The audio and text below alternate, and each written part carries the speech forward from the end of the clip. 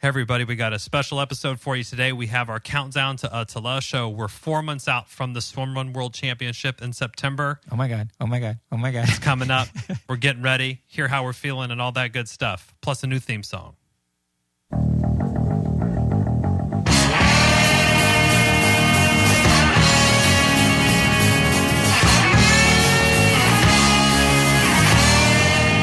Welcome to the Tide Boyz Swimrun podcast. I'm Chip.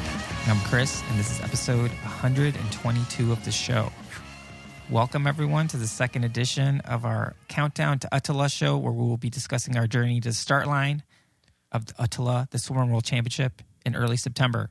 Joining us on this episode are the Swimrun Monks to catch up and talk about ÖTILLÖ preparations, and a super special guest. We have Susie Moonan back on the show after a year and a half from Push On Coaching to talk about sort of the mental side of preparing for an event of this magnitude. So 2 awesome conversations. It was great to catch up with the Monks. Yes, it's been a while. We haven't heard from the Monks. We know they finished their second ÖTILLÖ last September. Mm-hmm. So we were eager, and we were hit them up to see what they were like. We got to talk to. We have some knowledge to drop on you all. And they reached out to us as well. Yeah. Like, I think right after Philip was like, hey, we got to chat.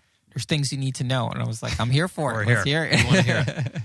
Yeah, really, really great to hear what they're up to and to hear their experiences and how things went for them. And, you know, I appreciated how sort of transparent they were with things that they wish they could have gone better and stuff like that. I mean, I think you and I are really trying to be on top of everything and making sure we have all of our bases covered. I guess that's just how we are. So it's good to try to learn from other folks. Oh, for sure. Yeah. And then Susie Moonan, I mean, I literally was getting my mind blown like during the interview. Great. It was great. Like already implementing a lot of the stuff she's talking about. But yeah, before we get to all that, Chipper, how's the body? How's the mind? Yes. So the body's feeling pretty good after our race that we had, Swimrun Lake James. Very happy with how our sort of first display of fitness went. Yeah, felt like we have basically 2 races leading up for stage 1 being complete, being sort of doing that race. Check. Felt really good about it. Yeah, totally. We had some things that we were both working on, that kind of things that we've been talking with our guests about, particularly our friends over at Precision Hydration and Fuel, Abby Coleman and then Andy Blow. And that race was something that I was really focused on making sure my fueling was much better, and my nutrition, because those 2 are different. My nutrition the days before and the weeks leading up to the race, the morning of and everything, and then fueling on that day. And I think we both agree we don't get perfect. We don't get 10 out of 10 score on that. But in terms of the improvement from previous races, I think we much improved on that. I'm feeling very confident. Just like high school, solid B. It was a good B. It was good. And the mind is good. I think I know we're both very motivated right now, and we had a good chat with our coach about what's kind of coming up in training, and we'll talk about that a little bit later here, but sort of preparing my mind for the big build, if you will. Yeah. Which is going to build through Casco. So it's big. 4 months, It's going to go by quick. It's going to go by quick. Go by super quick. How's the body? How's the mind with you, Chris? Good. Yeah, I mean, I feel still super stoked on Swimrun. Good. Feel super motivated. Body feels good. Really pleased with our performance at Lake James.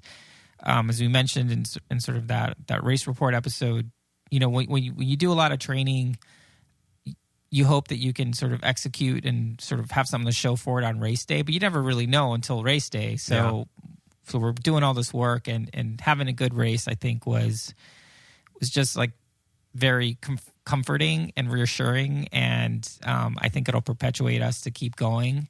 And like you mentioned, we're about to put in some major work, which I'm looking forward to. Yeah, our swims are going to get longer, our runs are going to get longer, and we're going to be, basically getting ready for a massive day in September, which is good. And I think in terms of the mind, still very, very motivated, very much looking forward to the race. I feel like I'm in a good headspace. I feel like we're in a good headspace as teammates. You know, we're always in a good headspace as friends, but you know, when you're training and doing all this stuff, I think it's I just feel like we're really aligned, and it's good. It's a good place to be for something like this. And I think the guests we have today, anyway, I how do I want to say it? I think it's interesting that like a lot of the stuff that we're thinking about, that we're trying to sort of be on top of, is what people are telling us that they wish they would have done. So our first guest, which is the Swimrun Monks, they're telling us, oh, we wish we would have done this. We should have done more strength. We should have focused on this stuff. And to me, it was really validating our process, because they're saying they wish they would have done that. And we're like, all right, well, we're doing it already. So that's like super, super confirming, and just really helpful to hear that they thought that that's something that would have been important to them, and they applied it the second year. Or more of. And we know that they were really dialed in for going to the World Champs, and they were sharing with sort of the extracurriculars outside of swimming and running training, the coach and everything there. But, you know, the ice kind of cold water therapy stuff, doing lots of band work and strength in the gym. But it was, like you said, really interesting. Like, okay, they did some strength. Oh, they wish they would have done more. Like, okay, that's really good for us to know, sort of thing there. But it was good. So the monks, which we'll get into that conversation now, like they are our first 3-time guests. Not only are they the first guests to be on 3 times as like a show guest and not just making cameos, they were the first team that we DM'd that replied and were willing to be on the show when we started this crazy thing January way back when. 2020. So really lucky to have episode 4. If anyone wants to go back and listen to that. I don't know about going back and listen to that one. Yeah, that's I don't think I could. Be interesting. But yeah, without further ado, here's Philip and Sean, the Swimrun Monks. Super cool dudes. The monks. Back on the show for the 3rd time. This is our first 3-time guest. Three-peat. Also, the first people ever to respond to one of our DMs when we asked them to come on the show. The first team we ever had on the show. Welcome back, the Swimrun Monks, Sean and Philip. How are you guys doing? Doing great. Good, guys. Good to be back on the show. Well, that's it. Thanks for coming. We love the show. Well, it's been... Where's Sean? Oh, thank you. We love you guys. Nice seeing you guys again. And as you know, we are prepping for ÖTILLÖ, the Swimrun World Championship, come here in September. Something you two know a bit about. You've raced it as a team 2 times. Sean, you have a 3rd bit of experience under your belt as well. So this is our road, or countdown to ÖTILLÖ show, where we're trying to unmask. We're trying to learn. Yeah, we're trying to learn. And honestly, right when we qualified, I think, Phil, you sent me a DM. You sent us a DM being like, there's a lot of things I need to tell you. So you guys are doing this? There's a lot I need to tell you. So I was like, hey, man, let's make this happen. This is the perfect venue for it. Like, we'd love to hear just your thoughts on how someone for the first time should be approaching this massive, awesome day. The floor is yours. Well, when you guys did it for the first time as a team back in 2019, Sean, you already had done one. What tips, if you can kind of remember, what things were you thinking of that you wanted to build upon after your first ÖTILLÖ to your second one and your first one as the monks? I mean, the first one I did in 2018 was like, we got called up last minute by Michael and my partner Joe and I. I mean, we were really rookies. I mean, sort of weekend trainers, train once or twice a week. We got into the race and didn't know what was coming. Took us 12 hours. And then Phil and I, when we did it the first time, we'd been training quite a bit. But we definitely weren't technically training. But in terms of learning, I mean, just putting in a lot more effort, putting in a lot more volume, just especially on the running side. But then this third time that we did it, that's when we really got a lot more specific. We hired a coach, Mike Lyle, actually put in a lot of work. So I'd say the first two were more kind of fun racing, and then this last one we took off, nearly an hour and a half off our time. So very solid effort. Super solid. Very solid effort from you two there. Thank you.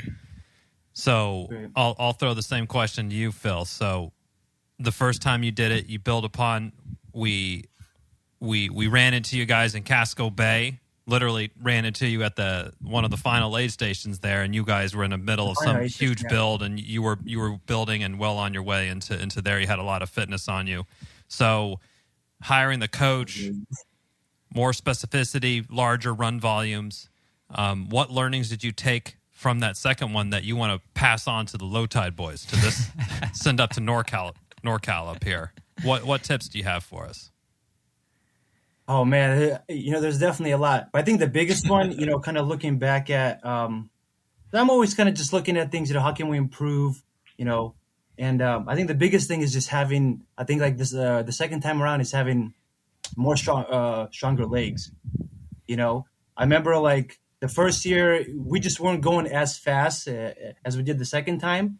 So we were definitely more kind of enjoying it, like not paying attention, but going much slower. Like this, the second time around, we're going faster, kind of definitely, very focused on our feet, because the ground is like, it's not just, straight up 30 miles of running. It's almost like you're on pier rocks, you got to hop, like a lot of the races, you're hopping, you're dodging rocks, you're dodging, slimy kind of slippery logs, soft dirt that your foot kind of sinks into. So you really just want to have really strong legs. That's what I kind of was like, man, we are still under, trained in the legs for this race, So that was the biggest one. I think getting your legs like bulletproof in terms of if it's plyometrics, jumping, if we would have, we definitely put in a lot of volume of running, but there are not that many rocks in San Diego. So, for our arms, we did all this kind of, we called it bulletproof shoulder work with like bands in the gym. I think there's a lot of things you can do similar to that with legs. If it's jumping on one leg, if it's using band work, just getting your knees. Because to be honest, the last 2 hours of the race, we were in super good shape, but I was in insane pain the last 2 hours. My knees were just shooting pain, and it was just that pounding on the rocks. My joints just kind of were not happy. And if we had to go back, it would have been strength training, like sounds like you guys are doing. So. Okay, so you had the miles ramped up like you would if you had the run volume was ramped up like you would attack a 40-mile or an ultra marathon type distance, but you're saying a little bit more dynamic strength training for the lower body would have been really helpful for you. Dynamic movement, like especially I would say the hips and knees. So if that's yoga, Pilates, mixing in some cross training, just getting that whole lower body is kind of like how much weight have you guys dropped? I mean, are you guys dropping more weight like as you get closer to the race, or are you guys already set in your weights and you guys feel good? I don't know, weight wise, I think there's definitely some dad bod that can be shaved off, but it's also like I like my snacks, and when I'm working out, 12 plus hours a week, like I'm just hungry all the time. So while I'm trying not to partake too much, it's hard. But yeah, I think it's probably like 5 pounds that can be gone. But for the most part, I think where we're at is it's kind of where we're going to be. Yeah, I think we feel pretty good about that. Or speaking for myself, I feel fine where I'm out like within range, knowing that as training volume sort of ramps throughout the summer here, and we're talking to you. It's in late April, early May. Volume's going to ramp throughout the summer. And with that, definitely could tighten some belts on a few of the, treats. Like I got a, 12 pack of cupcakes in the house. I don't know. You do? Yeah, I'm not trying to eat them, but they're in there. Nice. I got you. But I mean, I definitely gained back all my stuff, but when we did the practice, like me and Sean, prepping, I think it was like February, March we started of 2021, February. Yeah. And probably only maybe around April to May that we started to eat healthy and just literally stopped, like no Cokes. I mean, no ice cream. Like it helped out. I mean, we shaved pounds. Yeah. Because because me and Sean were both like, if we're going to do this, because we went from very unstructured exercising to very structured, right? Where the coach we just used to do whatever we felt like. We'll rock up, meet up with each other, kind of.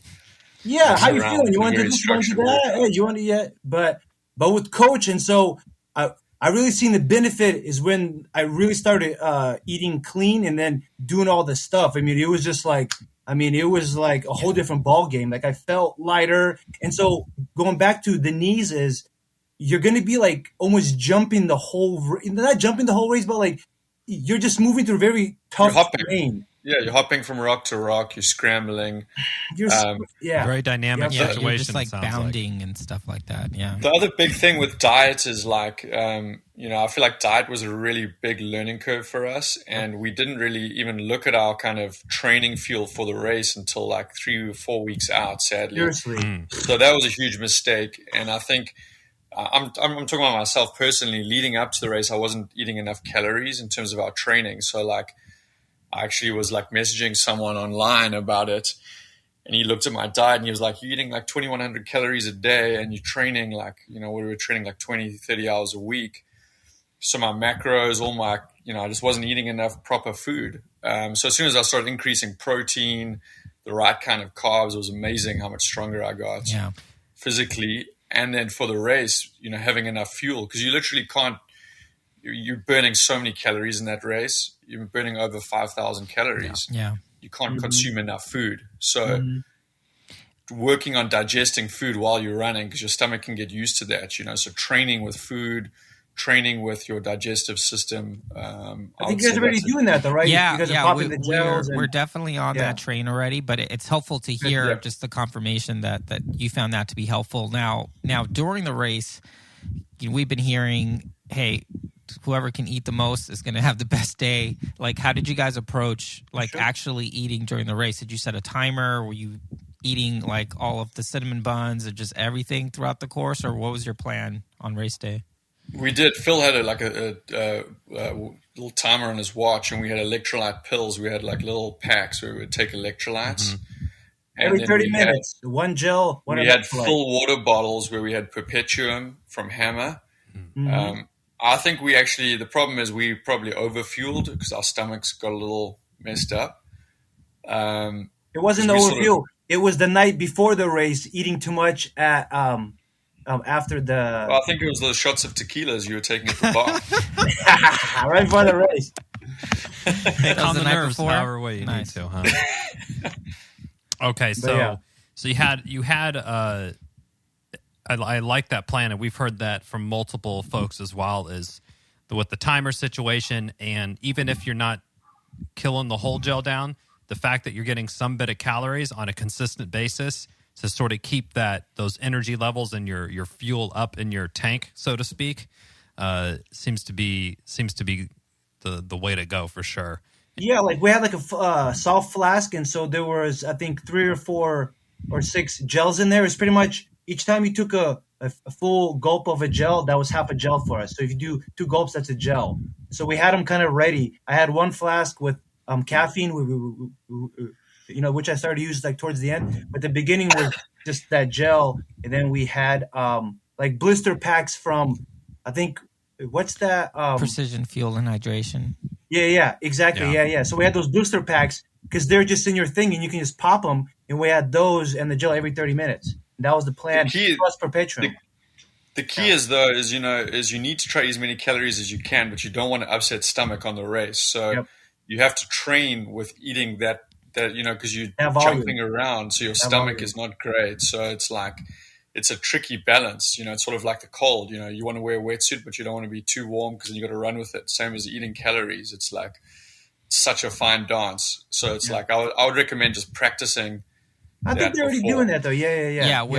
I'm not saying they're not doing that, but I mean that advice is well taken, and we just did a race where we try to do that in race conditions, and I wouldn't say we got A+ on it. No, but we got higher marks than previous races. We probably got like a B- on our fueling. Well, you guys don't want to eat. I know how it is in these races. You don't want to eat, but you just have to. For sure. Yeah, and it's just kind of the mentality. Stay alive. Just just got to change your mindset to be like, oh, let me just go as lean as possible on the fueling instead of just going like, just go as much as you can without like as Sean, as you're saying, like finding that, riding the lightning of taking enough fuel without getting sick or overdoing it. Also, hydration, it's like the electrolytes, because you're losing, so you don't realize how much you're losing fluid. Even then, like whenever Phil and I have done, it's always been quite chilly, so you don't feel like you're sweating, but you're losing just so many electrolytes, so it's replacing the fluids. Yeah, that makes sense. Yeah, which is tough. Now, in terms of race strategy, or pacing, is there anything that you guys sort of took from your first experience and then sort of dialed it in for your second one? So our goal is to go under 10. I can't remember the exact numbers, but I think it was if we at least run at a 10-minute pace the whole race, we'll make that. And then swimming was kind of the same. But we didn't hit our goals was because I think we overate the day before. And we actually never done this, me and Sean, in a race, but each of us had to poop at the same time. We looked at each other and we're like, dual pooping. I guess that's good. Like, he's like, you're limiting the pit stop time because you're both doing it. We have never done that in a race, and we were you guys running. Still tethered when you were pooping? No. Oh, okay. We split up. Just checking. But it was on the private property. There was a nest of ants where I chose to go, so it was we'll avoid an interesting that area. situation. But what we're getting is that 5 or 6 or 10 miles before that, I was already running with that nugget in my stomach, and I was already like, this nugget needs to come out. Sure.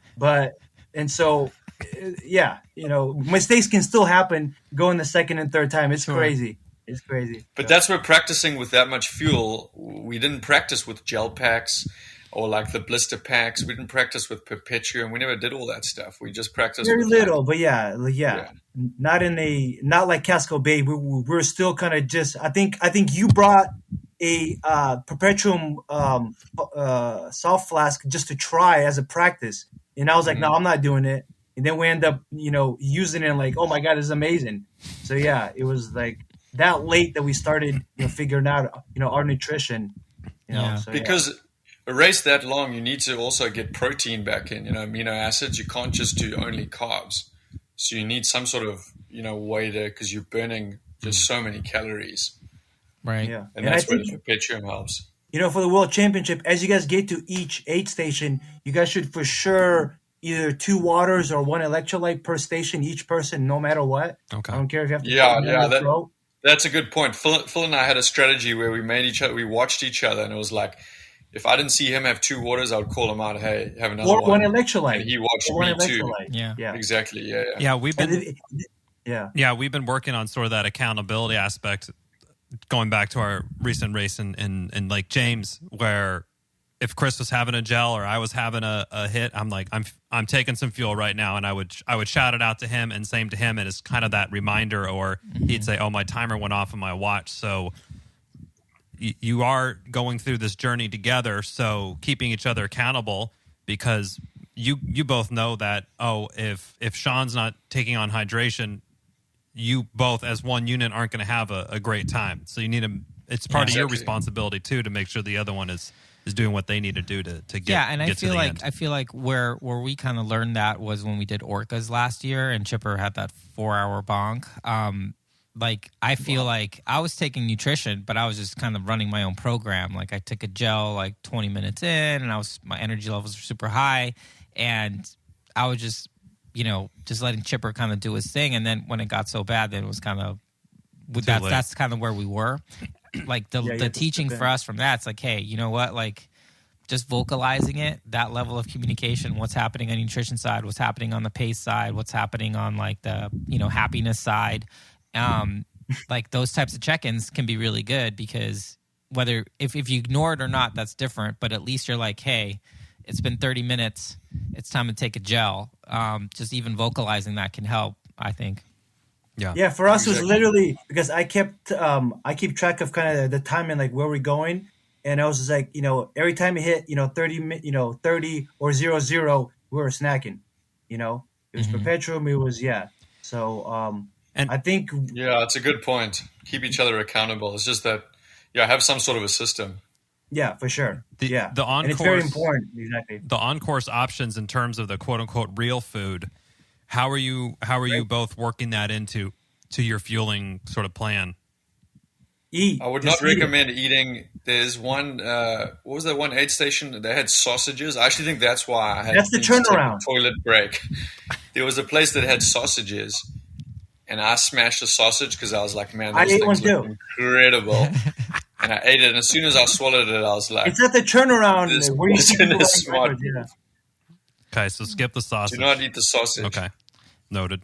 So this was Or just this was the- suck the juices out and then spit out the sausage. was it? Yeah, there you go. Just get like the The liquid food's fat. great. the You essence know, of you're it. gonna see a lot of older people, and the food's kind of all some like homemade and stuff. So yeah, I say eat it. Just try to put it down like on top of everything, because it's long and it's cold out there. Okay, But simple stuff. I would stay away bananas. from They stuff got that you think. bananas and fruit and Yeah, not like a Normal kind of frankfurter stuff. with Yeah, sauerkraut and, they've got and mustard. gummy. Yeah, Swedish Yeah. stuff. Yeah. Just try it. I think the body needs everything at that point. I mean, you're just like, dude, if I can think I can eat it, just eat it. What was you know? What was your favorite thing on this culinary experience? As a previous guest called the World Championship? Was it like cinnamon buns or something? There was like chicken broth, I think, near the end where it was freezing cold. There's a that few always- of them. Yes, I That remember always getting tastes refills. super It was good on the beautiful. system. It sort of like revitalizes you. It does. Another thing I would recommend is when you do the caffeine. So we had a strategy where we didn't have caffeine the whole day, and then like an hour before the end, we hit the caffeine. And I was having a bit of a headache, so I didn't hit the caffeine, and Phil hit it, and he was like a go bunny after that. I mean, the guy was chatting a million miles.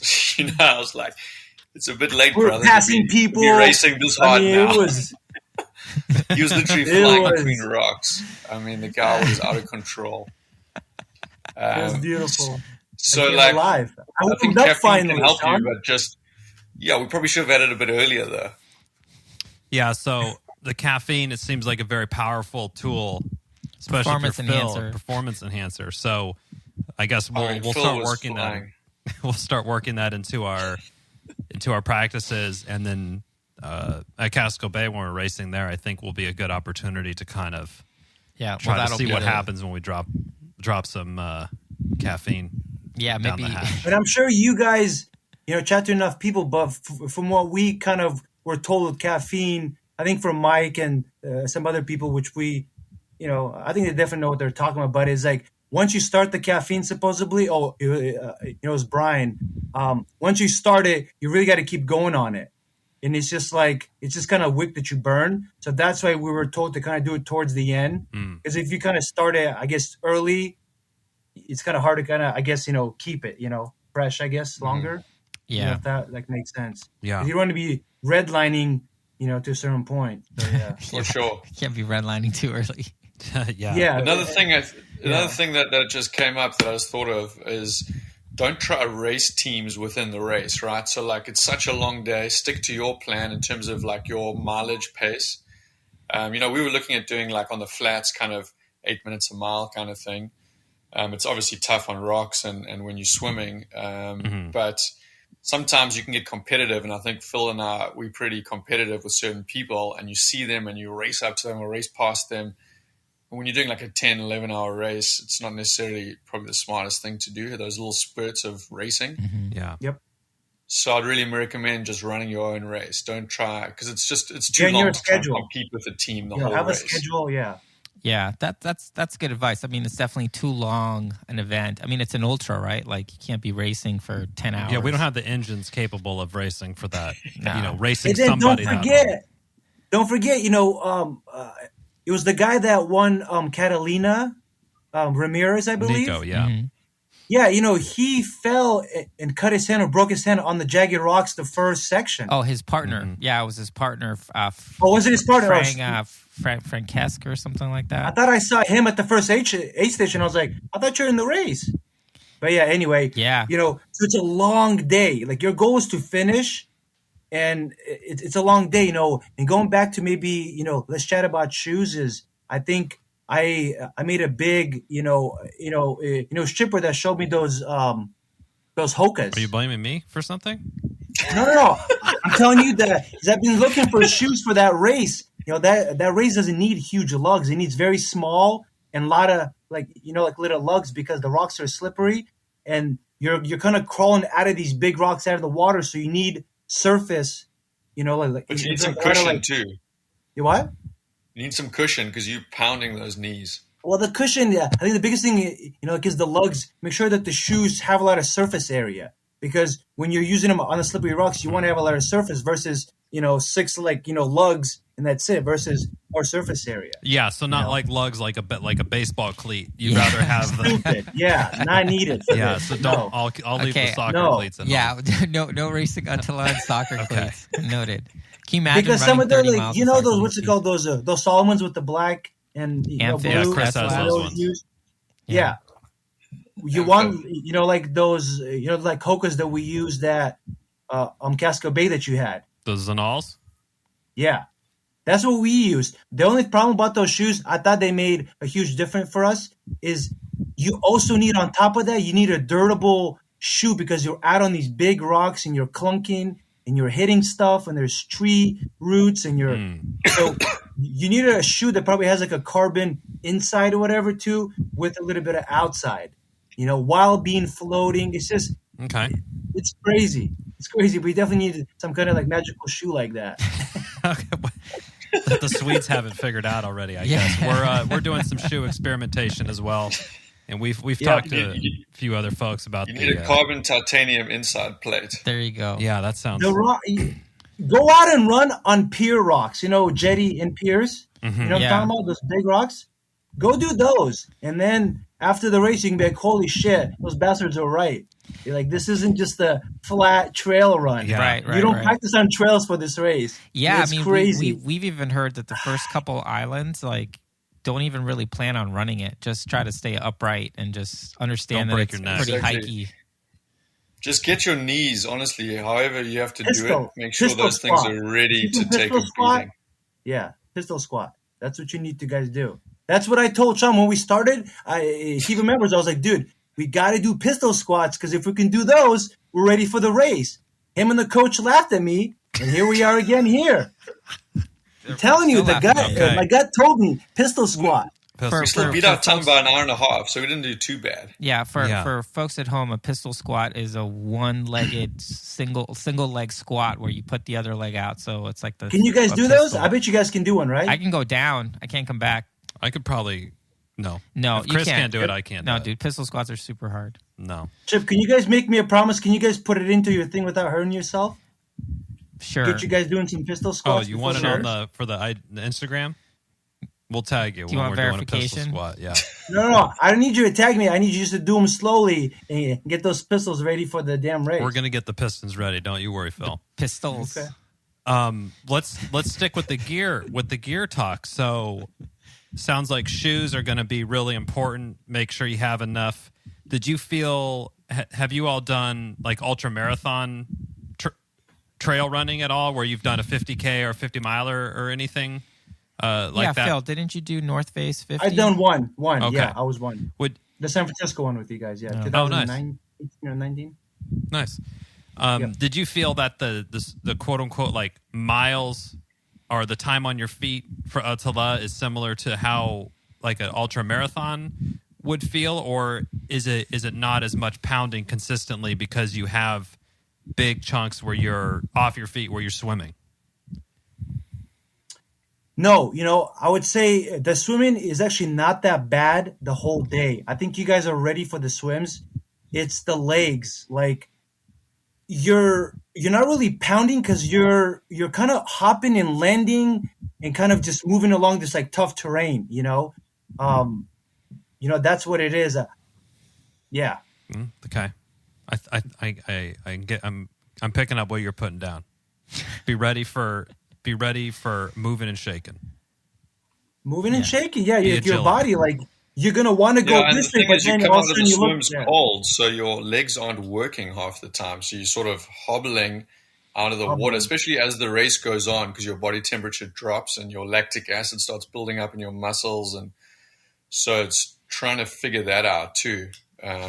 Yeah, last Move time. slow out of the water. Don't race, out of the water or into the water until you really get a grip on it. But you will be caught off guard during the race somewhere where you think you're good and all of a sudden you slip or it's going to happen to you. So stay focused. I think concentrating in this race is where you step. Make sure you're stepping on something solid and legit because you don't want to end your race, on something just like so. Yeah, going Fall back on your to ass or something.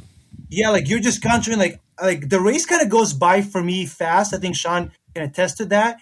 Is because the whole race we're just concentrating on getting to the to the water, swimming, getting out. Make sure we get out and then start running. Make sure also that you're not getting lost because the markers, it's very open. So make sure that it's kind of heads up racing and you guys are going in the right direction. I think we got lost once or twice this year, or like last year. So yeah, like it definitely happens. It does go quickly. I mean, the thing is that the surroundings are so beautiful, and you're obviously in nature with your friend, and you see other people. The race goes really quickly. Yeah, and it's. The swims are incredible. The views are incredible. I would also recommend just enjoy it too. Is obviously. You guys aren't trying to win the race, neither were we. We were trying to be competitive for ourselves, but it's a great experience. You only get to do this maybe once, maybe twice. Who knows? Yeah. That's our outlook as well. No, I mean, it's funny. Yeah, that's definitely our outlook. And there's what we've been telling ourselves is just hey, stay upright. That's goal number one. No injuries, no broken hands or broken feet or anything. That's goal number one. Be conservative. Yeah. Yep. Last time we chatted with you both were doing a little bit of cold water therapy, doing the ice bath and thing like that. How did you feel that sort of helped you prepare for the waters over there in the Baltic? We both love the cold. I mean, I think it really helps you mentally. I would say, since the race is such a mental race, anything that you can do that creates adversity helps you. So cold water is a mental training. And I would say physically it does help. You get used to that feeling of being cold and get past it, start enjoying it. You actually like the cold in a strange way. The biggest thing at the race is you're going to be cold at times. But if you guys are already 4 hours into it, you guys are fine. It's just just always remember that once you get in the water, you just put your head down and you just swim and you'll become warm. It's very simple. It's a simple formula. So as long as you stick to that, you'll be okay. And then when you get out of the water, make sure you guys are getting out of because you're going to be stiff. You're going to be cold. It's going to be slippery. It's not going to be these American type in and out of the water is safe. They don't Soft. care. Yeah, they don't give a shit. Yeah, they're the line's this way because it's been here for 20 years, or now it's going this way because this neighbor this year decided not to give us rights, and now we have to swim through sewage, which you probably have to do too. When it's really, you will. Okay. They'll say it's sewage, okay? So just don't mind it. It's like a big it's like a churning churn, and it goes through some guy's sewage. So it's coming. Wow, this is You're making this more exciting. Attila real time right here. I want you guys to be ready, so it doesn't. We appreciate that, and we no really tequila appreciate the night before. We really appreciate you guys reaching out, congratulating us, and just telling us hey, we need to have a call because there's some knowledge we want to impart, and we're here for it. So. You guys are going to enjoy it. Yeah, it's going to be great. It's going to be great. Is there one more thing I can talk about that's very important? Talk about anything you want. The floor is yours, dude. Yeah. Okay. I just want to, because you guys are going to go, and I know you guys are the low Tide Boyz, right? Everyone loves you guys. That's right. Everyone wants to say hi. Everyone's going to want signatures. but it's going to happen. I'm being dead serious. You guys are cool guys. You guys are the voice of Swimrun in the community.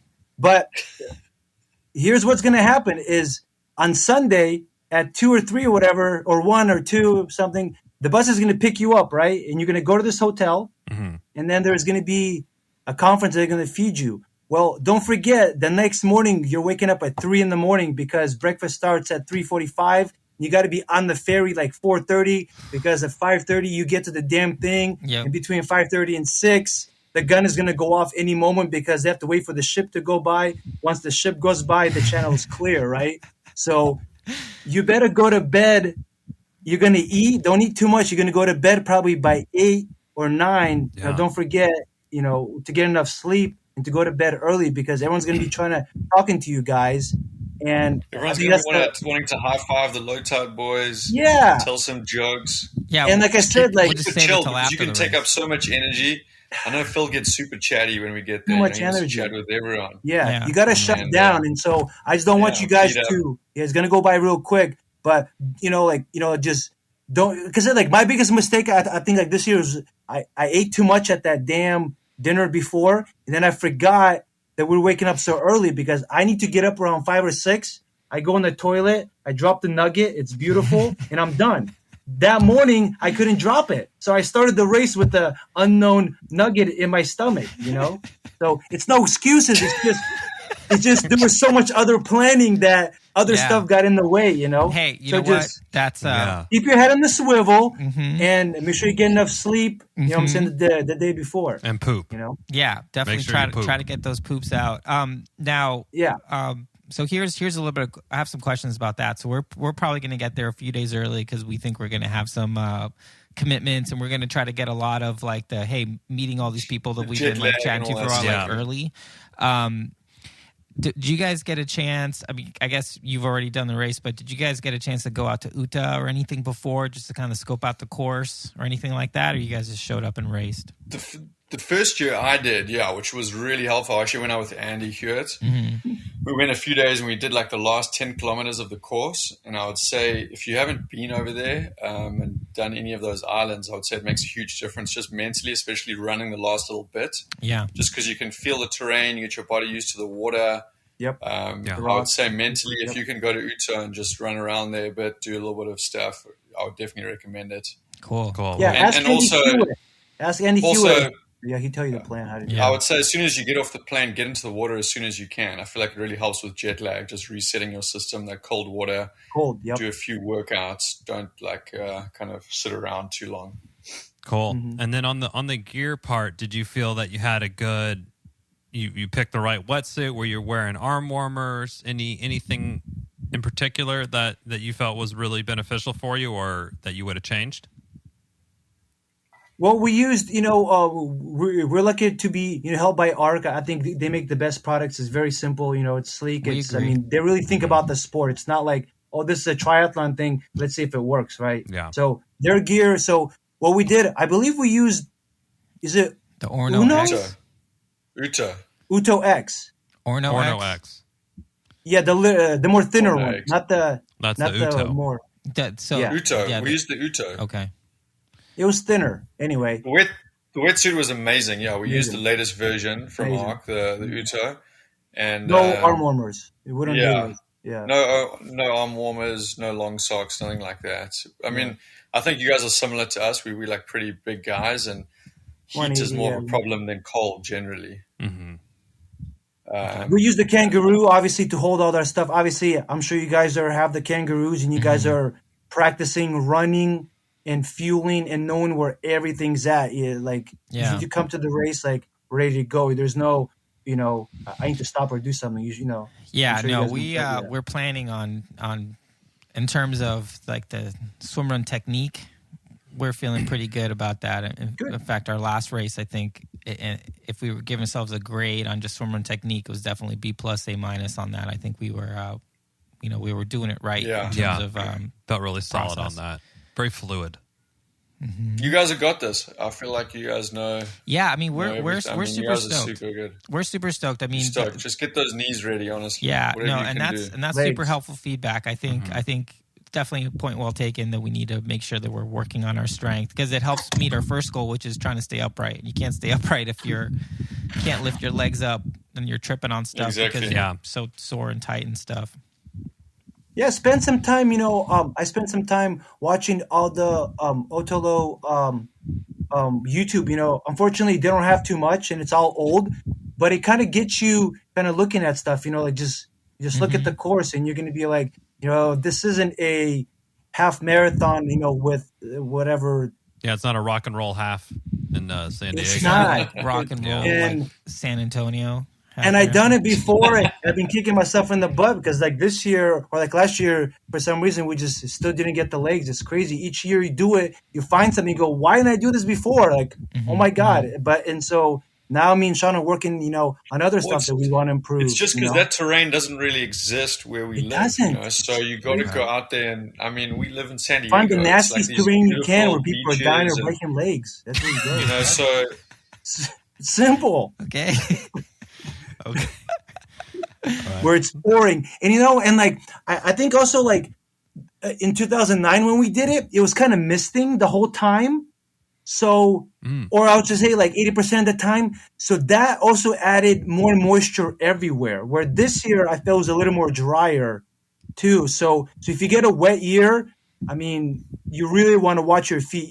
Each foot placement should take some energy. Like, do I really want to step here? Because you're going to see people going this way, people going that way and scrambling. Like specifically the first 5 miles, really just set your own tone. Just really, just like, what I'm saying, like get a pace for how the terrain is. Mm-hmm. And I think I've seen these guys on the dance floor, Phil. They're fine with jumping around. I'm like thinking like, what dance? Oh, this is a joke. Oh yeah. Yeah. It's funny.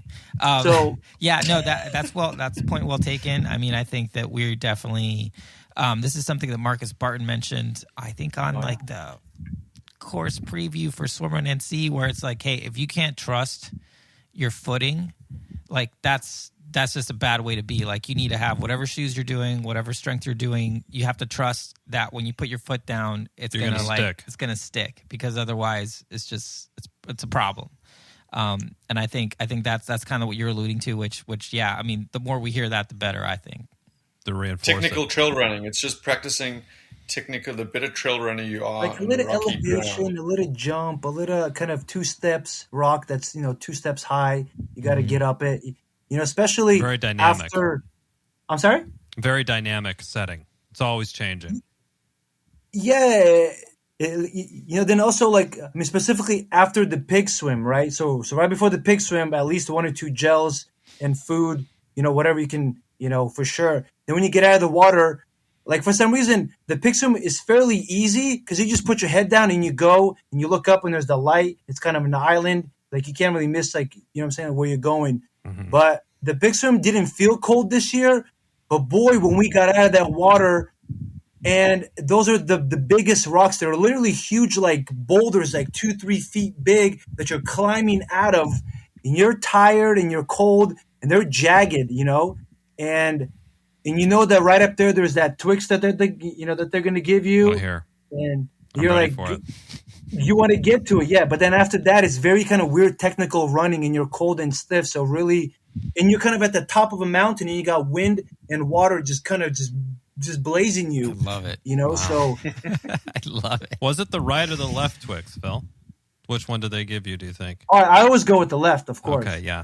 Well, That there you seems go. like Left. it's a good idea. I think the right one's better. It's always a little chewier. Perfect. Mine's more crispy. Got a little more. Yeah. They're extra Little caramel. more Well, whistle. you know what? I can't think of a better place to sort of So- end this conversation.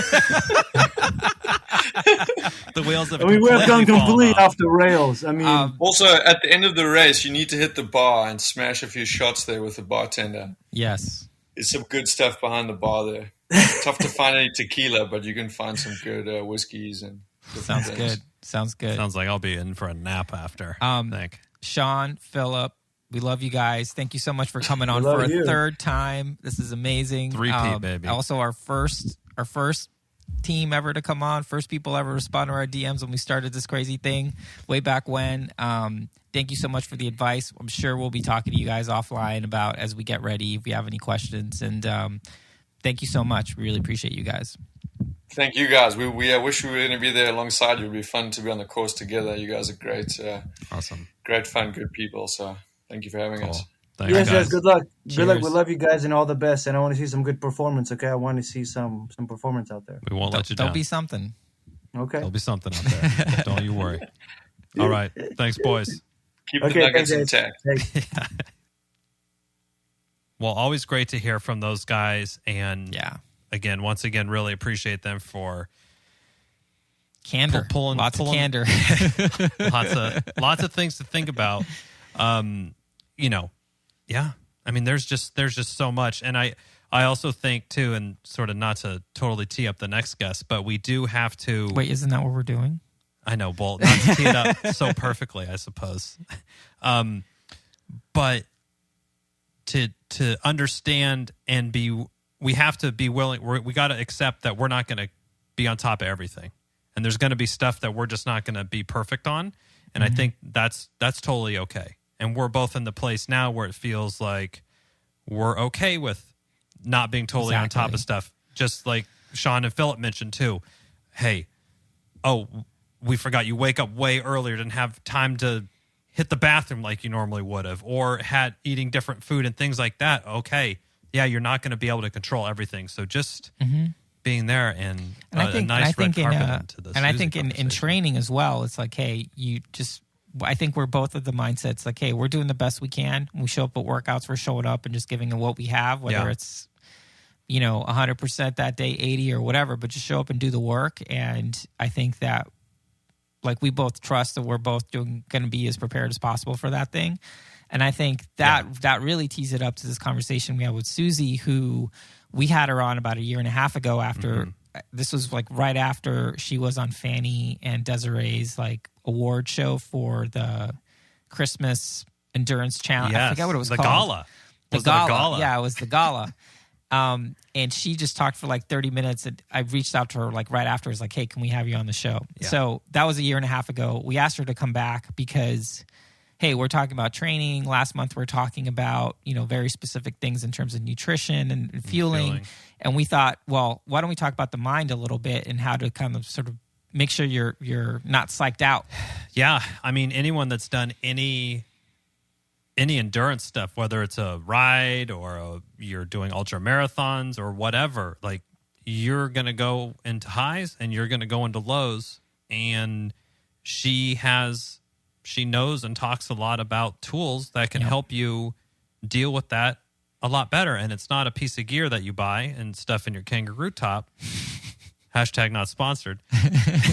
But, it's tools that you have in your head that you can help talk you through the stuff and keep you kind of grounded and focused and work through the lows quicker.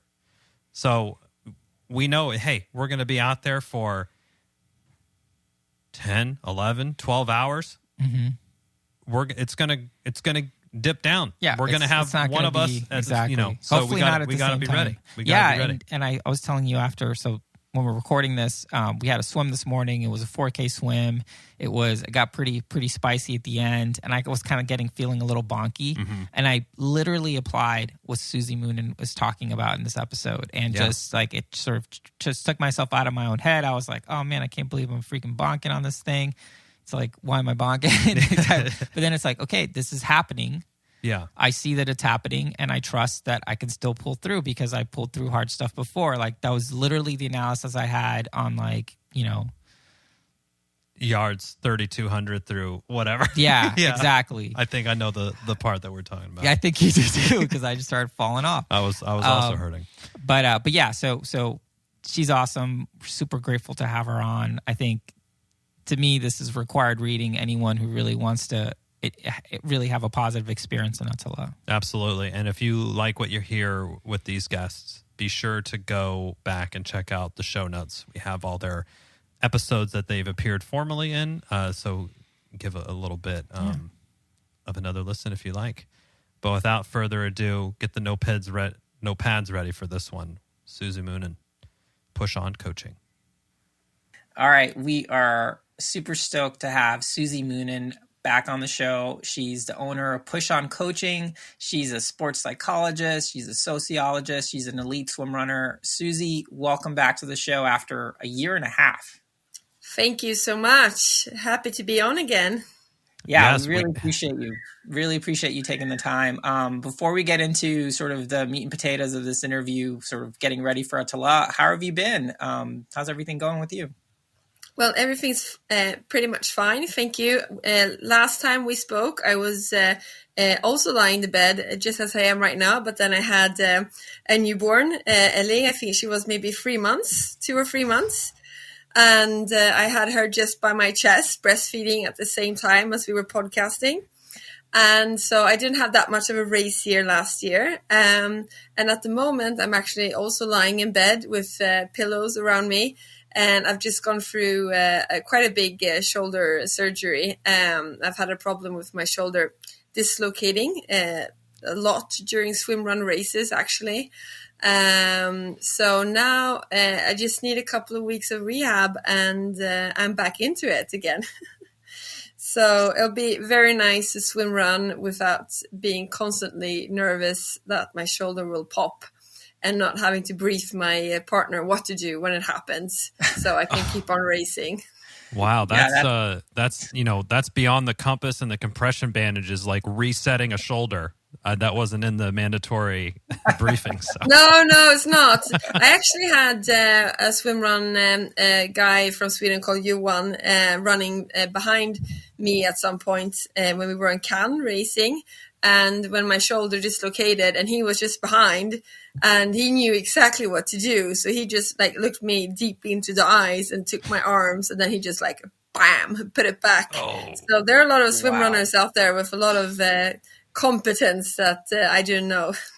Well, that's great because the pressure bandage, I'm feeling quite incompetent about how to leverage that. So hopefully Chris doesn't need that sort of. I don't think anyone really knows how to use the compression bandages.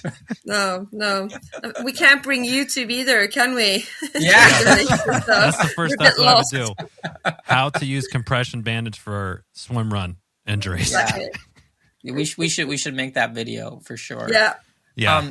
So Susie, you're our super experienced coach. You work on sort of the mental side of things. You're affiliated with Envol Coaching. You've raced the World Championship a couple times. Mm-hmm. Last time we spoke, we talked a little bit about sort of like how do you mentally prepare for something like that. But now it seems much more acute because we need to mentally prepare for something like What's that. Happening. So we'd love to kind of get, I guess, some perspective from you. Sort of like how do you approach a race of this magnitude without kind of putting it on a pedestal and just kind of like, not getting sort of psyched out by your own sort of thoughts? Yeah. Well, I mean, the last 2 years, we've had a great opportunity to work on a lot of our weaknesses. And I think that's what we spoke a lot about last time is what can you control and what can you not control, and kind of how to mentally prepare for that. And also kind of taking the time to work on the weaknesses that we all have, both when it comes to the physical and the psychological aspects of swim running. And now we've come to a point where we do have a racing calendar. Things are actually happening. Mm-hmm. And I think for some, it's very exciting. Everybody's very excited, but it's also quite nervous to be back into racing again. So my biggest advice, and some of the things that I work with a lot with the athletes that I meet every day, is to work on your values as an athlete. Like, what are my values on myself when I swim run? Like, how do I see myself as a swim runner?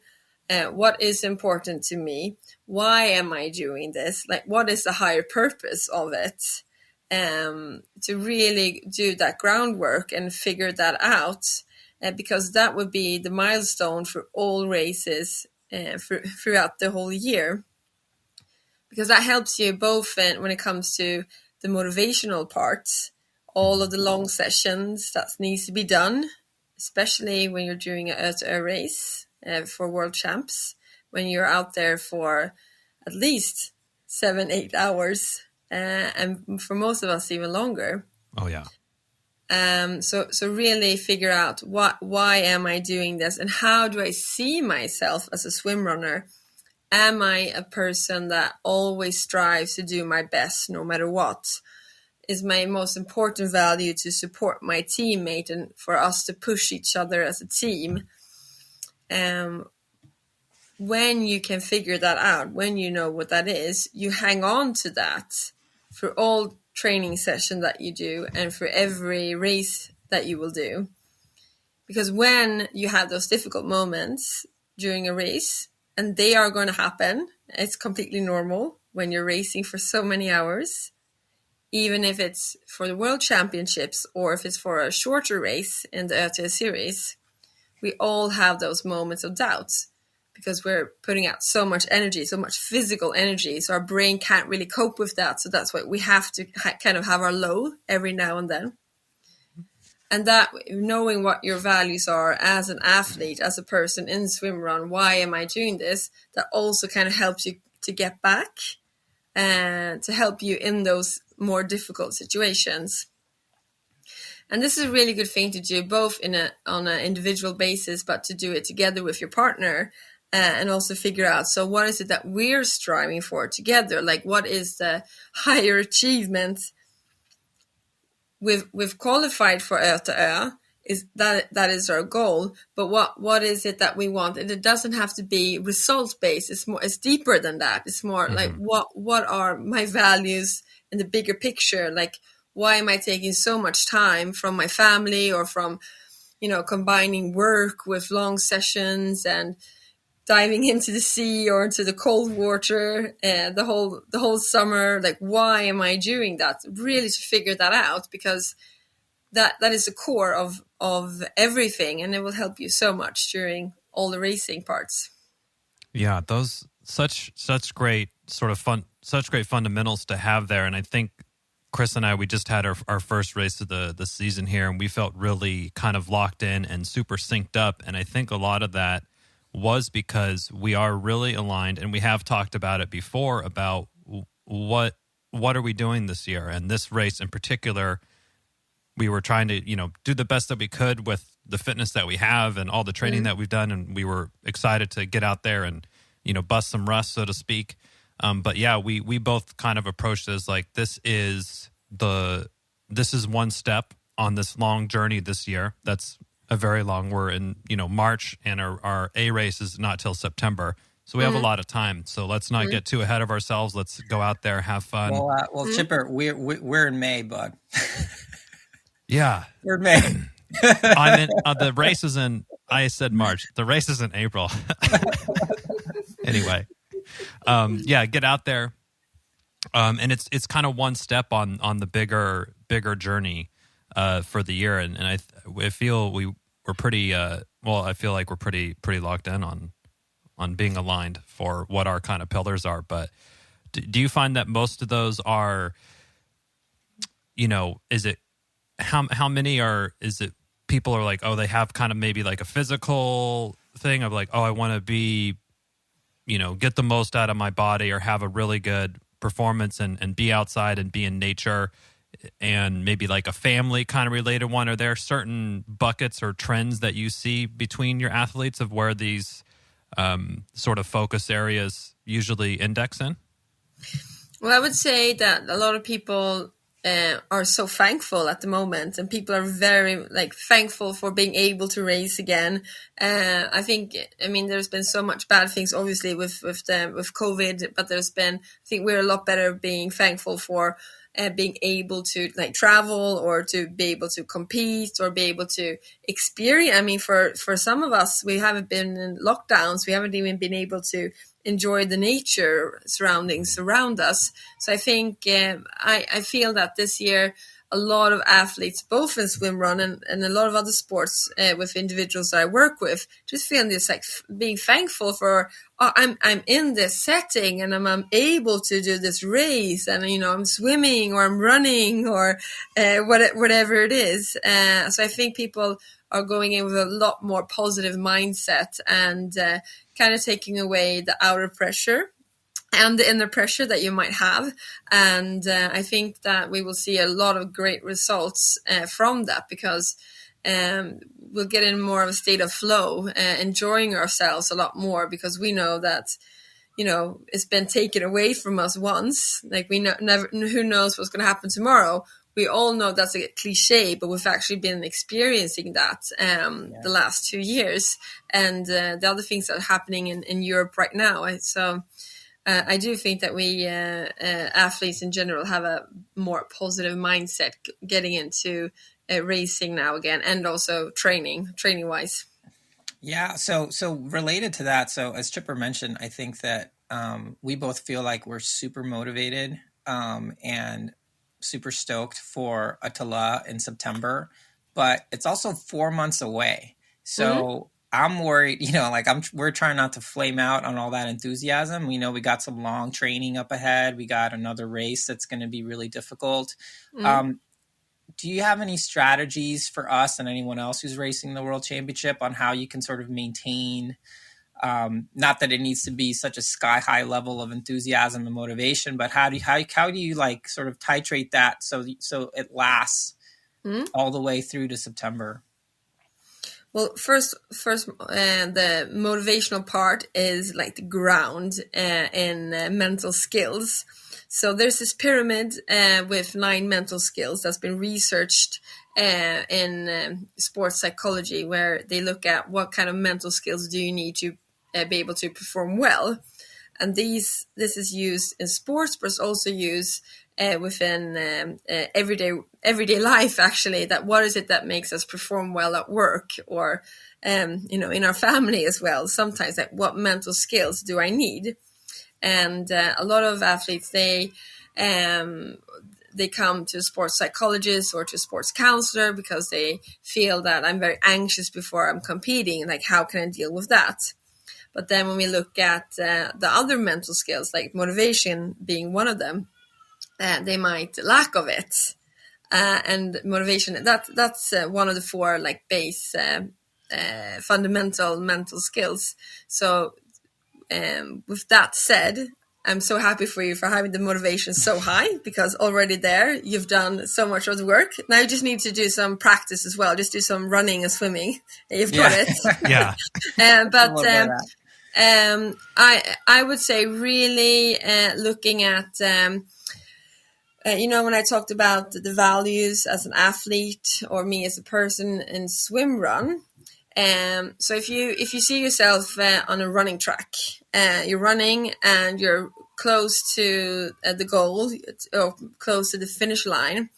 And then if you imagine there's a monster standing on the side, like spewing out fire. And in that fire, there's negative thoughts or negative feelings. And that can be doubt. It can be thoughts of not being able to cope. And while you're racing, this is most likely going to happen at some point. And it's up to you and how you can work with this during the months coming up to ÖTILLÖ is figure out what is that monster spitting out on us as a team. Like, what will be our obstacles, like mentally? And in that moment, choosing, you can either take the back door and choose not to cross that fire that the monster is spewing out. Mm-hmm. You can choose to go on the back door and not face all of these difficult things that might occur. Or you can choose to have your strategies and run through it and still cross the finish line. And to be able to do that is, 1, figuring out your values, as I said. 2, figuring out what triggers you might have as an individual and as a team. And when we have 4 months coming up to ÖTILLÖ, it's a great opportunity to do those longer sessions or other races and just evaluate, like, what did I find out about myself today? What did we find out of ourselves as a team today? And use that information and how what strategies that you put in when you cross that monster with the Spitfire. Because then you can pass it, and motivation is one way of crossing through it, but also working on your concentration as a team and as an individual, like working on how do we regain focus during racing? How do we get back into space, into that flow, or into more positive mindset as a team? And just having those discussions and really, really trying out these different strategies that you as a team figure out together. And that way you can evaluate it. And when it's time for race day on the 5th of September, you have that like luggage with you. You have the backpack with you in the back of your head, and you know what to do when you have those when you're meeting that monster. Yeah. I mean, it's an interesting way to frame it, because I mean, one of the ways that I sort of visualize that is like, hey, there's in a race, regardless of the event or style, right? There's all these moments where there's opportunities for courage, where things might be tough, might be a big mountain you got to climb on the way or whatever, or the water's cold. That's a big one for me. That's one of your monsters. Yeah, and it's just like, just keep, my mantra is always like, just try to keep moving forward. But for me, like something like the World Champs, where it's such a long day, there's obviously lots of opportunities for courage. How do you sort of develop, how can you practice that sort of outside of a race setting and sort of outside of ÖTILLÖ? Like, or the first time we're ever going to get to be on sort of like the holy ground of swimrun is going to be on race day. Hopefully a couple of days before we can get out to Uta or something. Do you have any strategies on how we can sort of practice that and sort of develop it so that by the time we're there, we're sort of stronger for it? Definitely. I would say, even though you won't be, you can study the race in advance in many ways without actually being there. We have maps, we have like previous race reports. So one thing is to really read through, get all of that read through, and so you know what kind of course that you're going to go through. There's a lot of material out there, a lot of blogs and maps to look at. But the other thing is to, this is the most difficult one, I would say for myself, is to really trust the process. That is not being afraid of the unknown, and just relying on your body that it's doing, maybe it hasn't been out for 10 or 12 hours before, but it's probably been running and probably been swimming before. And trusting that what you're doing can be very scary and very, very difficult, but it's not dangerous, right? And just relaxing and trusting yourself and that what you're doing, like when your feet are just moving ahead, just taking those extra breaths and just rely on the process, rely on yourself, rely on your teammates, and try to relax. Being tense and worried that not having to do things before is completely normal. And the more that we kind of get nervous or and don't rely on ourselves or us as a team, the more that energy goes more towards that than to actually perform the race.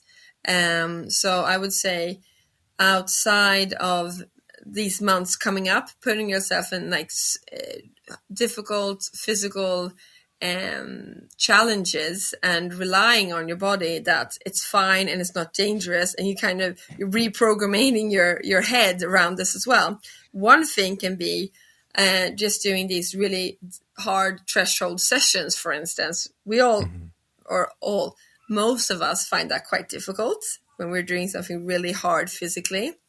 But when we do it, we train our minds that it's not dangerous. It's not dangerous to feel the smell of, what's the word? I forgot the word in English, but mjölksyra, when you feel the lactic acid like in your mouth, from like the taste of blood nearly like in your mouth. It's not dangerous. It's fine. My body's pushing itself. Like, I'm proud of you. I'm impressed. Like, kind of using those, that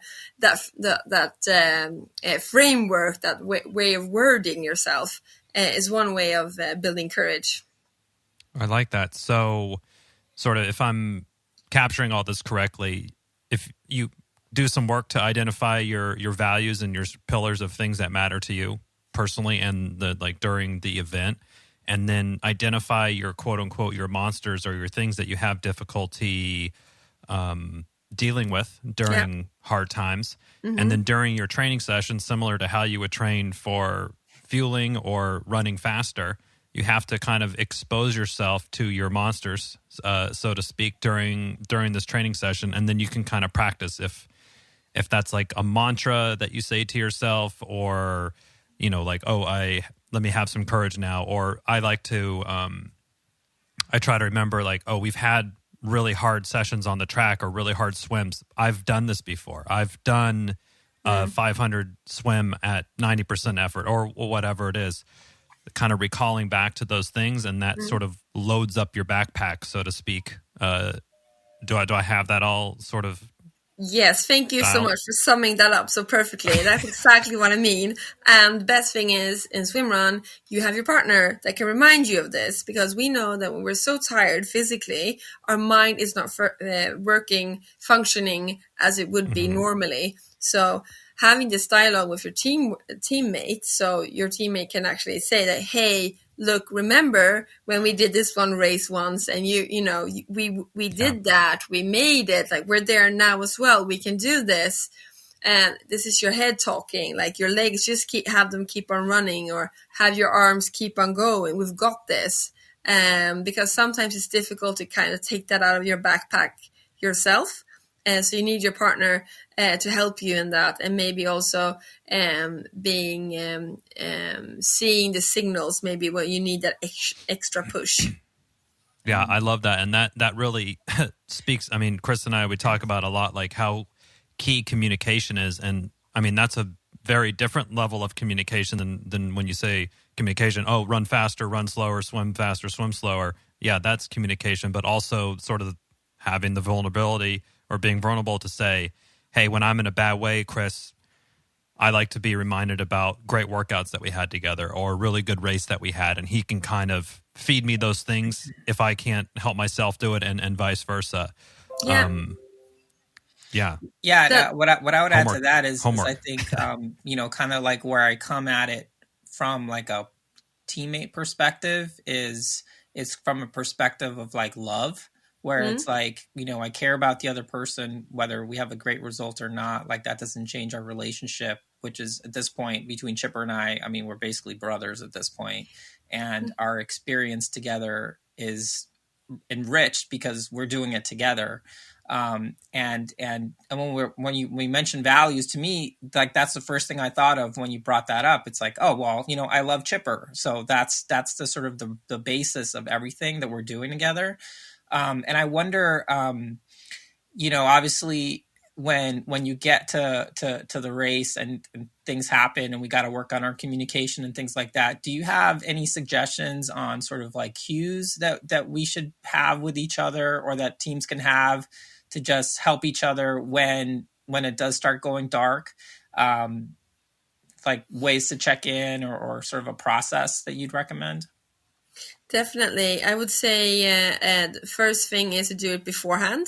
If you know already that, say, Anna Hellström and I, we raced at 2019, and she said that I usually at Una, the 20K run, I've bonked like every year. She told me like that's my weak point, because I don't eat like properly up until then. So that's when I have my moments.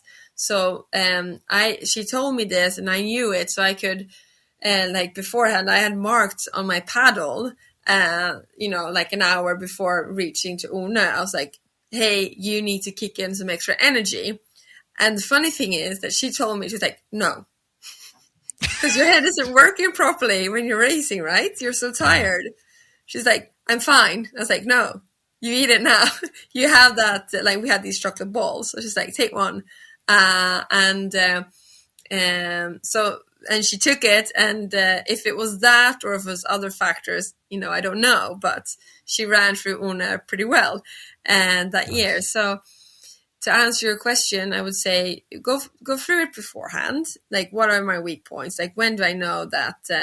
I know if you're sensitive of the cold, for instance, maybe the pig swim is a swim where, it's more difficult. Maybe you need your partner to kind of come with something encouraging before that. Write it down on your paddle, put a star or something to say something. Hey, let's go, or we can do it, or like whatever, wording you're comfortable with. But it really doesn't have to be any big things. It can be all from a just tapping the shoulder, or pulling the line like an extra 2 times, or you can do it in wording, just encouraging words. the most important thing for both the team and you as an individual when you're racing is to focus on the actions that you're doing and not to focus that much on your emotions when you're racing or your thoughts.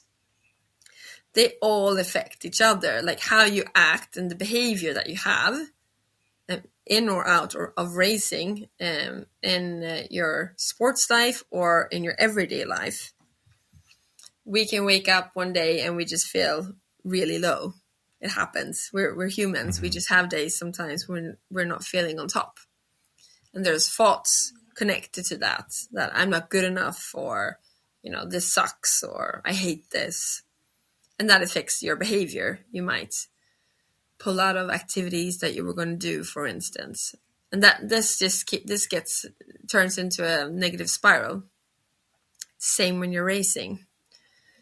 So what you need to do is focus on, what am I doing now that will affect my emotions and my thoughts? Because that's so much easier to do than to wait for the right emotions to come. Yeah. So same when you're in the race. If you wake up at I can't remember what time you get up to race for. I think it's probably too early. I think too it's early. I know. I've forgotten, but I think I've just it's just not block that out. Before 4, right? It's like 3:30 or something. Yeah. Pretty early. Yeah, like it's no point going to bed early, but yeah, something like that. If you wake up that morning and all of a sudden you have that feeling, I am feeling a bit low, or man, I didn't wake up energized. It doesn't matter. It doesn't matter what thoughts you have or what feelings you have, is how you act. And if you act in a way that is towards your values as an athlete, and that will have a positive effect on your mindset and your emotions. 10 years ago, we were talking a lot about how to change your negative thoughts into positive. Mm-hmm. And I think a lot of us in school, we learned that, but you take 2 positive thoughts and you exchange that for negative thoughts. And in the end, you'll think positive. And today we know a lot. We know more in psychology. We know more in sports psychology. We know that just changing thoughts like that is very difficult. But if we focus on our actions, so what you're doing towards your partner could have a really good effect on probably your own thoughts and emotions. And that would be, it's contagious. Your partner will feel that as well. So that's another, tip to think about before going into the race and the months coming up now. So what actions can I have during? Susie, I really love that, because I'm familiar with that concept, but not necessarily in the race concept. The concept of sort of like mood follows action. So if you want to, you don't have to be psyched up to do the thing. You do the thing, and then you get sort of psyched up from having done it. Yeah. And I hadn't really thought about that in the way that you're mentioning it, but it makes so much sense. Like, if you just focus on the process and be like, well, I might be feeling low, but I still have to get on that ferry to go to Sandhamn to do this thing. So you might as well just start heading that way. Yeah. But I love the idea too of like, always thinking about how you're feeling, or what actions you can do to move forward, but also like looking out for your partner as well, and having that be, sort of symbiotic in the sense that, and I always feel this way, that like swim runners, you're more than the sum of your parts when you're a team. Like your ability to dig deep and do more because you're looking out for your partner, you want to do well for him or her, she or him wants to do well for you. Like you're able to accomplish more than what you might think you're capable of. And I'm sure that's something that you've seen a lot in the athletes that you coach. But do you have any thoughts on like how do you maintain that for 10 to 12 hours, like on race day? Well, I think one thing is before you go into such a big race, just being prepared that you will at some point lose concentration, because that's actually what you do. And when it happens, not putting too much energy into it or being too stressed about this happening, say that, thoughts or feelings of, I don't know if I can do any more of this, or I'm too tired, or thoughts like that, or feelings like that. It's so being prepared that is part of the process as well. When you're being active for so many hours, your brain can't be on the whole time. So that's my first advice. And my second advice is that when that happens, just imagine it being your thoughts, and your thoughts does not have to be real. So that is just not putting so much energy into it. You can nearly, these cartoons, and you see a cartoon saying something, you see a bubble over the cartoon when they're saying something. Just imagine yourself in the same way. Okay, so this is what my brain is thinking right now. Okay, I see that, I hear that, but here I am. I'm still running. I'm still swimming, or maybe taking a little walk on Una, and that's fine. So in that way, trusting the process that this is completely normal, and I am not putting that much energy into it because I know this will happen when I'm out there for so many hours. Yeah, I think, noting the negative thought, I guess, is sort of one good tactic as well. And I really appreciate how you you're out there for so long, it's going to happen. You can't be flying high the whole race for 8 hours, 12 hours, no matter how long you're out there. It's just not possible. So having the wherewithal to approach the race and even understand that, there's going to be highs and lows if you've done any sort of long endurance event. And then going back to what you said, sort of back to the fundamentals or your core values of that, you both know, or you're aligned in what you're moving towards, so you can always fall back on that, for lack of a better phrase. And your partner probably is aligned, or you guys have chatted about it, and you're closely aligned, and when you fall back on those things, you can move forward much quicker because you have those fundamentals to sort of go back on. Yeah, definitely. And I can also imagine if you get into this state of mind, you might be very, very tired, and all the things that I'm saying right now might be difficult to kind of pick up after, 9 hours into the race. And so what was it I was supposed to work on? What were our strategies? It can be difficult.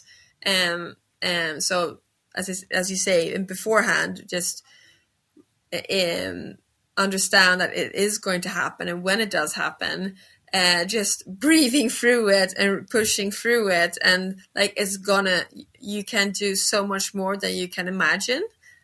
All of us, pro athletes and not pro athletes, and we can push so much more further than we could ever imagine. So if we can just take a deep breath and kind of breathe through these moments and just keep on going without thinking, we can strive and we can go through so much more. So it's really cool when you are in those difficult mental states during races and you come through it. It's just, you're so proud of yourself. It doesn't matter what the time says, crossing the finish line. You're just so, I think everybody should really, have straight backs and be so proud of themselves for completing something that's been so difficult, even more mentally than physically. So being proud of yourself when you've done it. Yeah, I mean, I think totally. And I think we've heard that from previous guests as well. It's hey, you're finishing the World Championship. The only people you're competing with is yourself and your ability to get the most. If you can get the most out of yourself, then you've won.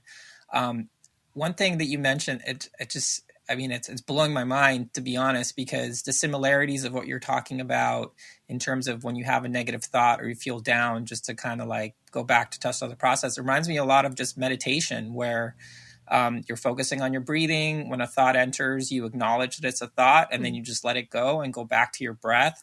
I hadn't thought about that in the racing context, but it makes total sense. Like, that allows you to go back to that mindful headspace where you are back sort of in your zone and you're focusing on the process and working with your partner to achieve your goals. So thank you for that. I mean, to me, that was almost revelatory. Now, you've raced the World Championship a bunch of times. Do you have any particular advice of like parts of the race where you think it would make sense for us or anyone who's racing it for the first time or the 10th time, who knows, where there's good points to kind of do like sort of like mental check-ins with your partner, whether it's like on Runmara or as soon as you get on Orna or before or after the pig swim, during the pig swim, who knows? Do you have some spots where you think, okay, this is a good place to kind of do a quick check-in, inventory check on our values, how we're feeling and all that stuff during the race? I would say, as I know, a lot of us fear or find the pig swim difficult, and Orna. I think those are like two most like classical points where people really find it difficult. Just before that, it doesn't. I know we're all on the clock, right? We don't want to consume too much time, but before the pig swim and Orna, definitely make sure to take maybe 10 seconds and look into each other's eyes, because we don't during the race. Usually see your partner's back or feet. Or hair. Yeah. Take 10 seconds, just look into each other's eyes and just, because it's also comforting and relaxing. And it doesn't matter if you've been racing with your partner for a long, long time or if it's a new partner to you. It is very soothing to just have that check with each other, look at each other. If you want to, you can say something or not, but just being like, hey, we're here, let's take this. We know what's coming up. We've practiced it, either in the water or running, or we've spoken about it. We know what's happening, let's do it. We're ready. I think that's a really good way of checking in during the race. I know some couples or some teams, they talk like the whole race. I was once, another women's team passed us just after the pig swim, and they were just like laughing and running, and they're like ponies, coming past us. And me and my teammate then, Ben, we were just like trying to breathe ourselves through it. And then, so we're all different how much we talk to each other during the race. So, but check in with each other at least twice. Just look into each other's eyes and, make sure your partner's there mentally as well. You're probably thinking, are they doing the same race that we're doing? Yeah. I'm dying. Yeah. I don't know what's going on. I really do like that, just the physical action of like looking at somebody. And I think Chris and I actually did this not intentionally, but now we look like we know what we were doing. But right before the race that we had a couple weekends ago, we just were like, okay, let's go. Like we just had a little 2-second pep talk and we're like, let's go, pat on the back. And then we were kind of ready. Like we knew that's what helped sort of get us kind of locked in. So having those times, that's a really, really good tip. Or knowing little things that you can do throughout the race of like, oh, we got this. Or just if it's a little mantra or a little quote or something that kind of brings it all back to reality, seems like the thing to do to help sort of ground you again. Yeah, definitely. And like throughout a race like ÖTILLÖ, you will be your psychological flexibility will be tested. And your psychological flexibility, a very difficult word to say in English, by the way. Stumble on the words. You're doing great. I'm not even going to try. You can practice this beforehand, like how you can cope with unexpected situations. I mean, during racing or, outside the sports arena, you can actually practice this, like how flexible am I when something unexpected happens during a race? I lose my goggles, I lose my paddle. Like how good am I able to cope with that situation? And one way is actually like mindfulness and meditation, like what you just mentioned, just being, that is so simple tools to work with now, all the way up to ÖTILLÖ, mindfulness and meditation. So if you haven't like tried it, like really give it a chance, because in the end of the day, it will help you how you cope with difficult situations. Yeah, I like that. Totally. To bring it in there on a sort of daily practice method. And it doesn't have to be this whole to-do, like, oh, you got to like black out curtains and get the pillow and it's 45 minutes and all this sort of stuff. It could be 5 minutes before you start your day at work, or even just a minute or two on a daily basis, kind of building up that resiliency and flexibility. Oh yeah, it's really easy. Like if I take myself as an example, because that's always easiest. Like I would have a tendency to shower and like clean the toilets at the same time at home. Just while I'm in the bathroom, I might as well do this and this and this and this. So I've been practicing just taking a shower and just standing in the shower, just feeling the water, like feeling the temperature, listening to the sounds. And that's 5 minutes, and I take the cleaning at another point during the day. So just having that like me moment. So figure out what your me moment is. Like when is it? Is it in the sauna after shower after your practice, or eating? Just feeling all the senses while you're eating. So it can be really, really easy if you're more comfortable with that. That's good, because I don't think we have time to go to some ashram in India to get stuff sorted out. No, because we have to train before ÖTILLÖ. We don't have time for that. We don't have time to travel. So Susie, we can't thank you enough for coming back on the show. Absolutely. This has been super helpful. I know everyone listening who's racing ÖTILLÖ is grateful for you taking the time. And yeah, good luck with your shoulder. Hopefully that heals up nice, and we'll see you out there. But yeah, hopefully thank you so on much. September the 5th, I have a spot, so hopefully I'll see you there. Great. Yeah. Cool. So we'll see you at the start line, and then probably a couple hours after you've finished. That's probably what it'll be. Thank you so much. Awesome. Thank you so much. Good luck with everything. Take care. Okay. Bye. What did I tell you, So people? good. What did I tell you? Amazing. It's great stuff. It's great stuff. So thank you, everyone, for checking out this week's show. We'd like to thank our supporters, Precision Fuel and Hydration, Ödyssey Swimrun, Frank Paddles. We have discount codes. They'll be in the show notes for 2 of the 3 of those. Frank Paddles doesn't need to do discount codes. Slinging plenty of paddles, no problem. No worries there. But yeah, support them. They're supporting us. They're helping us get ready for this thing, and we couldn't do it without them. So thank you to them, and thank you for listening. Any feedback, any questions, anything you'd like us to cover on this format of show? Really excited. We got next month's kind of penciled in. Really excited for that one. Can't wait to share it. Bye-bye. Just like that. Just bye. Well, that's it for this week's episode. Thanks so much for listening to the show. Make sure to subscribe wherever you listen to podcasts and leave a review, since that's the best way to help other people discover the show and the sport of swim run.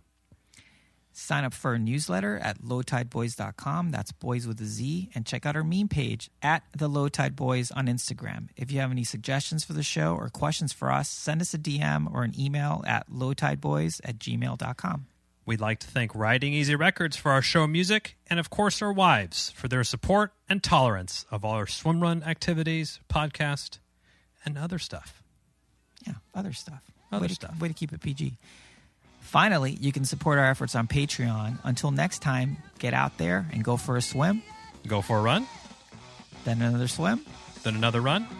And then another swim. And then another run. And then just keep going. Until you're done. Or maybe can't And then stop. stop.